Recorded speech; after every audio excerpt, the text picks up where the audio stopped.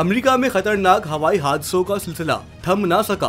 Washington के करीब मुसाफिर तैयारा और फौजी हेलीकॉप्टर टकराकर दरिया में गिर गए। बर्फीले पानी में इमदादी ऑपरेशन जारी, 30 लाशें निकाल ली गयी। अमेरिका के दारुल हुकूमत वॉशिंगटन DC में मुसाफिर तैयारे और फौजी हेलीकॉप्टर की फिजा में तसादुम के बाद तलाश और बचाव की कार्रवाइयाँ जारी हैं और पुलिस के मुताबिक अब तक 30 लाशें निकाल ली गई हैं। अमेरिकी ज़राए इब्लाग का कहना है कि तसादुम के बाद जहाज के कई टुकड़े हो गए जो हेलीकॉप्टर समेत दरिया पोटोमिक में जा गिरे।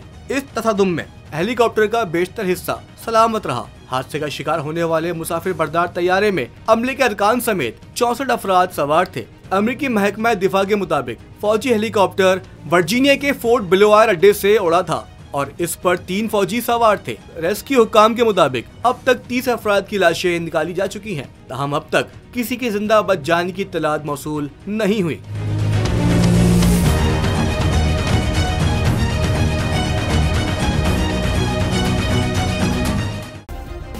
सब्सक्राइब करें और बेल दबाएं ताकि कोई खबर रह न जाए।